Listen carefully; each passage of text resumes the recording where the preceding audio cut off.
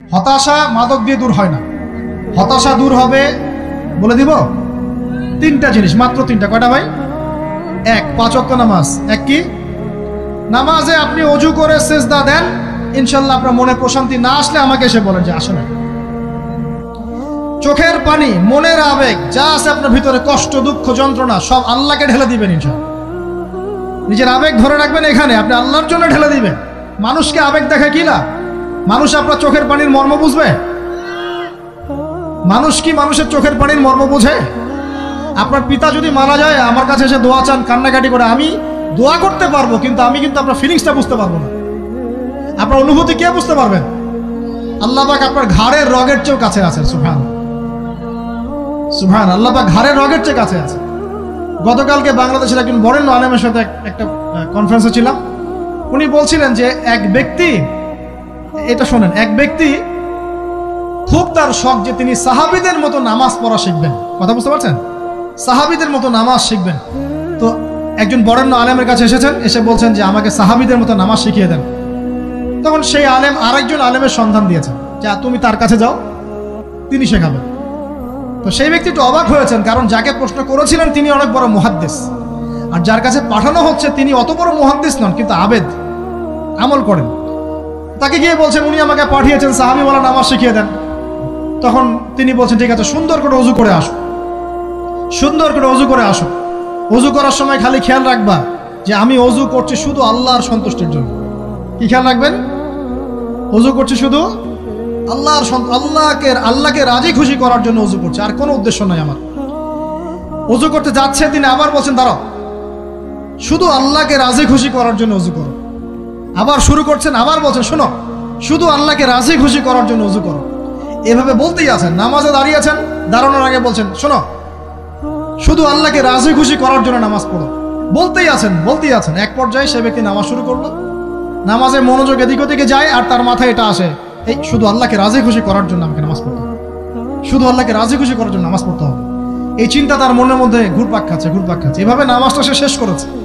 শেষ করে চিন্তা করছে যে নামাজ তো পুরোপুরি মনোযোগ দিতে পারলাম না, বারবার মাথার মধ্যে এরকম চিন্তা আসছে, আল্লাহ আমাকে তুমি মাফ করে দাও, নামাজটা আমার মনে হলো না ঠিক মতো। তখন সে ফিরে এসে তার সে ওস্তাদকে বলছেন আমার তো নামাজ এরকম করে পড়লাম, কিন্তু শেষমেশ মনে হলো যে নামাজটা হয়তো কবুল হয় নাই, আল্লাহর কাছে খুব মাফ চাইলাম, আল্লাহ আমাকে মাফ করে দাও, নামাজটা মনে হলো না। তখন সেই যে প্রথম ব্যক্তি যিনি পাঠিয়েছেন তিনি বলছেন এটাই হলো সাহাবীওয়ালা নামাজ। তারা আল্লাহকে রাজি খুশি করার জন্য নামাজ পড়তেন, নামাজ শেষ করে আল্লাহর কাছে ইস্তেগফার করতেন, আল্লাহ কিছুই হলো না, কিছুই হলো না। আমার কথা কি বুঝতে পারছেন? অতএব আল্লাহকে রাজি খুশি করার জন্য আপনি আপনার আবেগ, আপনার ইবাদত সব ঢেলে দিবেন, অন্য কারো কাছে কিছু পাওয়ার আশা করবেন। আমাকে আল্লাহ পাঠিয়েছেন দুনিয়াতে নামাজ পড়তে, রোজা রাখতে, দিনের প্রচার করতে, দিনের জ্ঞান অর্জন করতে, এই তো। তা আমি একজন মেয়ের জন্য জীবন নষ্ট করে দিব কেন? আমি তাহলে আল্লাহর কাছে কি মুখ দেখাবো, আর নবীর কাছে কি মুখ দেখাবো? ওখানে গিয়ে বলবো আল্লাহ আমি আমার অমুক প্রেমিকার জন্য আশেক হয়ে একদম জীবন দিয়ে দিয়েছি, আত্মহত্যা করেছি।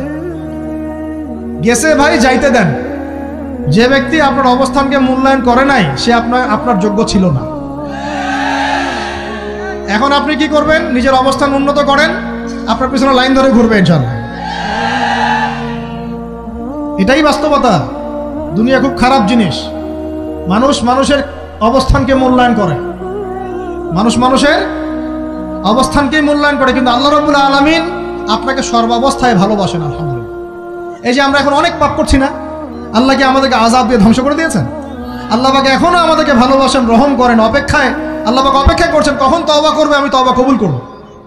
এই কখন আমার বান্দা খালি একবার বলে আস্তাগফিরুল্লাহ, আল্লাহ পাক সাথে সাথে মাফ করে দেবেন। আর সেই আল্লাহকে ভুলে আপনি কার পিছনে ছুটছেন? আমরা কিন্তু নিয়াত করতে পারি ভাই যে আমরা যারা ওয়াজ শুনলাম জীবনে কোনোদিন সিগারেটে হাত দিব না ইনশাআল্লাহ। রাজি আছি ভাই? অন্য বড় বড় জিনিস তো বহুত দূরের কথা। আচ্ছা, অনেকে রাজি হয় নাই কেন? আপনারা কি অলরেডি আসক্ত? আমি অনেক ভাইকে দেখেছি মাশাআল্লাহ ইফতার খুলেই একদম বেনসন টানা শুরু করে। হ্যাঁ, এটা যে হারাম আপনাদের কেউ ওয়াজ করে শোনায় নাই? এটাকে কি মনে করেন আপনারা, হারাম না হালাল? কেউ বলেছে মাকরু, নাকি মাকরু ফতোয়া দিয়েছে? মাকরু শব্দের অর্থ জানেন আপনি? মাকরু শব্দের অর্থ কি শোনেন। সূরা বনী ইসরাঈল খুলবেন। কোন সূরা? সূরা বনী ইসরাঈল আল্লাহ পাক বলছেন, আমি বনু ইসরাঈলকে এই কাজগুলো করতে নিষেধ করেছি। কোন কোন কাজ? জেনা করো না, জেনার ধার কাছে যেও না, এতিমের মাল আত্মসাৎ করো না, শিরিক করো না ইত্যাদি। যারা আলেম আছেন তারা আমার কথা বুঝবেন।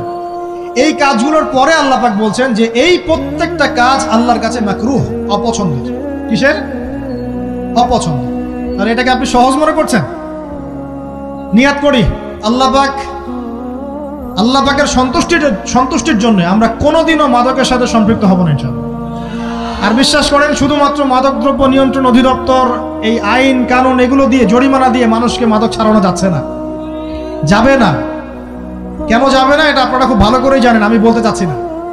অনেক সময় মাদক বিরোধী কনসার্ট করে মানুষ, মাদক বিরোধী কনসার্টে ওঠার আগে এক বোতল ডাইল খেয়ে আসে আগে। এগুলো কি বাস্তব কথা বলছি না অবাস্তব কথা বলছি? আমাদের যুবক ভাইরা কোশ্চিন কালেও মাদকের ধার কাছে যাবেন না ইনশাআল্লাহ। একটা হাদিস খালি মনে রাখেন, একটা, এই হাদিসটা মনে রাখেন। নবী সাল্লাল্লাহু আলাইহি ওয়াসাল্লাম বলেছেন, কেউ যদি মাদকদ্রব্য সেবন করে তার 40 দিনের নামাজ কবুল হবে না। সিগারেট একটা খেয়েছি, 40 দিন নামাজ নাই। এরপর যদি সে তওবা করে আল্লাহ মাফ করে দিবে। আবার যদি মাদক খায় আবার 40 দিন কবুল হবে না। যদি আবার তওবা করে আল্লাহ মাফ করে দিবে। আবারও যদি খায় আবারও 40 দিন কবুল হবে না। আবারও তওবা করলে আল্লাহ আবার মাফ করে দিবে। চতুর্থবার সে যদি মাদক খায়, আল্লাহ রাসূল সাল্লাল্লাহু আলাইহি ওয়াসাল্লাম বলছেন, আল্লাহ পাক কিয়ামতের মাঠে তাকে তিনাতুল খাবাল পান করাবেন। কি পান করাবেন? তিনাতুল খাবাল। সাহাবীরা বললেন, ইয়া রাসূলুল্লাহ, এটা কি তিনাতুল খাবাল? কি? নবী সাল্লাল্লাহু আলাইহি ওয়াসাল্লাম বলছেন, এটা হচ্ছে জাহান্নামীদেরকে আযাব দেওয়ার পর তাদের রক্ত মাংসের যে পুঁজ বের হবে, এই যে ড্রিঙ্কস, জাহান্নামের হার্ড ড্রিঙ্কস, এই ড্রিঙ্কসের নাম হলো তিনাতুল খাবাল। আল্লাহ পাক আমাদের সবাইকে মাদক থেকে বাঁচিয়ে রাখুন। আমল হচ্ছে কোরআন তেলাওয়াত। যে ব্যক্তি কোরআন তেলাওয়াত করতে পারে নিয়মিত, তার মনের মধ্যে এই হতাশা, এই ভীরুতা, এই কাপুরুষতা কিচ্ছু আসবে না ইনশাআল্লাহ। আমি গ্যারান্টি দিচ্ছি আপনাকে, হতাশা আসবেই না আপনার মনে যদি আপনি কোরআন বুঝতে পারেন। কোরআনের একটা আয়াত নিয়ে কোনো সময় দেখা যায় 2-3 ঘন্টা সময় পার হয়ে যাচ্ছে, আয়াতটা ছেড়ে সামনে যেতে পারছি না। কোরআনের ভিতরে ঢুকলে আপনি দুনিয়ায় ভুলে যাবেন কি হচ্ছে আশপাশে। আমি এমন অনেক আলেমকে দেখেছি যে একটা বই, পাতলা একটা বই, আরবি বই নিয়ে পড়া শুরু করেছেন, যে ফজরের পরে জোহরের ওয়াক্ত হয়ে যাচ্ছে, বইটাই শেষ করতে পারেননি। বুঝতে পারবেন না? যখন আপনি ইলমের ভিতরে ঢুকে যাবেন, কোরআনের ভিতরে, হাদিসের ভিতরে, আপনার দুনিয়ার খেয়ালই নাই। একজন আলেম, তিনি এক রাত্রে একটা বই লিখেছিলেন, চটি বই, এক রাত্রের মধ্যে। বলা হচ্ছে, তার সম্পর্কে বলা হচ্ছে যে রাতের খাবার তাকে দেয়া হয়েছে, যে আপনি এটা খেয়ে নেন। খাবারটা পাশেই আছে,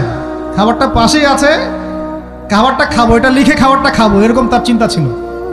ফজর হয়ে গেছে, বই লেখাও শেষ, খাবার এই অবস্থায় পড়ে আছে, ডুবে গেছেন ভিতরে, খাওয়ার মাথায় খেয়াল নাই। এরকম হয়। একজন মনীষী, বিখ্যাত মনীষী, রিয়াদুস সালেহীন কিতাবের রাইটার, সংকলক আল্লামা নববী রাহিমাহুল্লাহ, এরকম সারা রাত চলে গেছে, পাশে 2টা খেজুর, ওই 2টা খেজুর খাওয়ারই সময় পান। হাদিস নিয়ে গবেষণা করতে রাত পার হয়ে গেছে। আমি বলতে চাচ্ছি, যখন ইলমের ভিতরে, কোরআন হাদিসের ভিতরে ঢুকে যাবেন, আপনার দুনিয়ার খেয়াল আপনার চলে যাবে ইনশাআল্লাহ।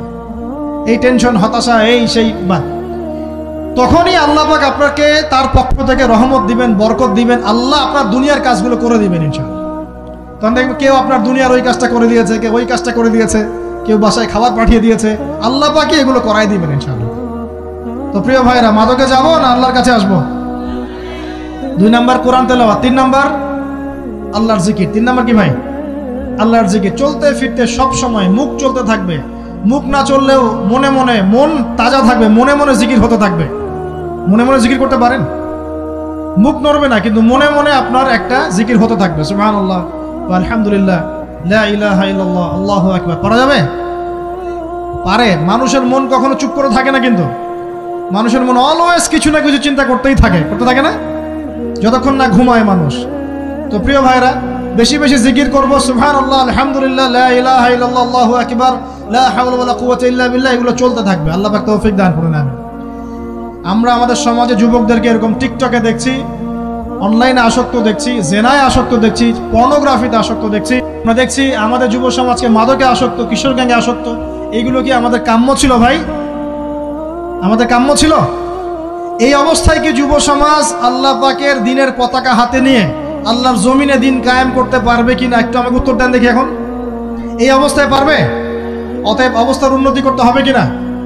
উন্নতির জন্য রাজি আছে কিনা ইনশাআল্লাহ? আমরা চাই কি আল্লাহ পাকের দিনটা আল্লাহর জমিনে প্রতিষ্ঠা লাভ করুক, আল্লাহর দিন সবার ঘরে ঘরে পৌঁছে যাক, আল্লাহ পাকের দিনের যে সৌন্দর্য সবাই সেটাই, এই সৌরভটা সবাই পাক। আমরা চাই কিনা? সমাজে শান্তি প্রতিষ্ঠা হোক, আবার সেই রাসূলের মতো যুগ চলে আসুক, আমরা চাই কিনা? অতএব আমাদের সবাইকে যৌবনের এই প্রলোভনগুলো থেকে বেরিয়ে এসে আল্লাহ পাকের ইবাদতে আত্মনিয়োগ করতে হবে। আল্লাহ পাক আমাদের সবাইকে তৌফিক দান করুন, বলি আমিন। আমাদের সবাইকে আল্লাহ রাব্বুল আলামিন কুরআন এবং হাদিসের গভীর জ্ঞান অর্জন করার তৌফিক দান করুন, বেশি থেকে বেশি ইবাদত করার তৌফিক দান করুন। আল্লাহ পাক সবাইকে হারাম সমস্ত রিজিক থেকে বাঁচিয়ে রাখুন, জেনা, ব্যভিচার এবং নারীর ফিতনা, মাদক থেকে আল্লাহ বাঁচিয়ে রাখুন। আল্লাহ পাক আমাদের সবাইকে হালাল রিজিক, হালাল সম্পর্ক যথেষ্ট করে দিন। আল্লাহ পাক আমাদের সবাইকে যেন দিনের দাওয়াতের মেহনত করার তৌফিক দান করেন এবং আলেম ওলামার সাথে পরামর্শ করে দিন শেখার এবং বোঝার তৌফিক দান করেন। যুবতী দিনী বোনদের জন্য, এখানে বোনরা আছেন না? আছেন কি না? দিনী বোনরা আছেন? একটা নসিহত দিনী বোনদের জন্য আমি একটা নসিহত করতে চাচ্ছি, একটা নসিহত। আমার এই একটা নসিহত একটু মন দিয়ে শুনুন প্রিয় দিনী বোন। রাসূলুল্লাহ সাল্লাল্লাহু আলাইহি ওয়াসাল্লাম আমাদের দিনী বোনদের জন্য জান্নাতে যাওয়ার একটা ফর্মুলা বলে দিয়েছেন। আমি কি বলবো সেটা? আচ্ছা, রাসূলুল্লাহ সাল্লাল্লাহু আলাইহি ওয়াসাল্লাম বলেছেন আমাদের দিনী বোনেরা, আমাদের মায়েরা, এই নারী জাতি মাত্র 4টা কাজ করলে জান্নাতের যে কোনো দরজা দিয়ে ইচ্ছা প্রবেশ করতে পারবেন। খুশি হন নাই? কয়টা কাজ? মাত্র 4টা। এক, যদি আমাদের দিনী বোনেরা 5 ওয়াক্ত নামাজটা ওয়াক্ত মতো পড়ে, আল্লাহ পাক তৌফিক দান করুন, বলি আমিন। 2 নাম্বার, যদি তারা রমাদান মাসের রোজাটাকে ঠিক মতো আদায় করতে পারে। 1 নাম্বার 5 ওয়াক্ত নামাজ ঠিকঠাক আদায় করা, 2 নাম্বার রমজান মাসে সাওম রাখা, 3 নাম্বার তাদের লজ্জাস্থানের হেফাজত করা, মানে শরঈ পর্দা মেনটেন করা, শরঈ পর্দা মেনটেন করা। এবং আমি বলে দেই, চেহারাটা আপনাদের পর্দার অন্তর্ভুক্ত। এটা নিয়ে অনেক বাকবিতণ্ডা হয় না সমাজে, চেহারা দেখানো যাবে কি যাবে না ইত্যাদি। চেহারা আপনার পর্দার অন্তর্ভুক্ত বিষয়, ফুল স্টপ। এর উপরে ফতোয়া অনেকে অনেকভাবে দিচ্ছে, কিন্তু বরেণ্য উলামায়ে কেরামের কিতাবগুলো ঘাটাঘাটি করেন, তাদের ফতোয়া হচ্ছে চেহারা আপনার পর্দার অন্তর্ভুক্ত বিষয়, চেহারা ঢেকে রাখবেন। আল্লাহ পাক তৌফিক দান করুন। চোখ থাকবে খোলা, ঠিক আছে। 4 নাম্বার, স্বামীর আনুগত্য করতে হবে। স্বামীর আনুগত্য, এই যে আনুগত্য শব্দ শুনলেই মানুষের একটা মানে নেগেটিভ ধারণা তৈরি হতে পারে। স্বামীর আনুগত্য মানে কি আমি তার দাসত্ব করব? আনুগত্য মানে, প্রিয় দিনী বোন, আনুগত্য মানে দাসত্ব নয়। আনুগত্য মানে কোরআন সুন্নাহর যে বিধানগুলো আপনার স্বামী আপনাকে পালন করতে বলবে, আপনি সেগুলো করবেন, আপনি করতে বাধ্য। কিন্তু স্বামী যদি কোরআন সুন্নাহর বাইরে কিছু করতে বলে, সেটা মানতে আপনি বাধ্য নন। স্বামী যদি আপনাকে বলে যে সুদ খাও, এই সুদী এনজিওতে আসো, নাম লেখাও। স্বামী যদি আপনাকে বলে যে আসো বেপরদায় বাইরে যাই, সাজুগুজু করে বের হও, চলো ঘুরে আসে বেপরদায়। স্বামী যদি বলে দেবরকে একটু খাবারটা দিয়ে আসো, আমার অফিসের কলিগ আসছে, খাবার পরিবেশন করো, আসো ডাইনিংয়ে আসো, এই যে হারাম কাজ, বেপরদার আদেশ করছে, সুদের আদেশ করছে, আপনি সেগুলো পালন করবেন। কিন্তু হালাল বৈধ যে কোনো বিষয় আপনি স্বামীর আনুগত্য করবেন, এটা আপনার উপর ফরজ। এই 4টা কাজ যদি আপনি করতে পারেন, জান্নাতের যে কোনো দরজা দিয়ে ইচ্ছা আপনি প্রবেশ করতে পারবেন ইনশাআল্লাহ। আল্লাহ পাক আমাদের দিনী বোনদেরকে এই 4টা কাজ করার তৌফিক দান করুন। আমাদের সবাইকে আল্লাহ পাক জান্নাতের জন্য কবুল করুন, বলি আমিন।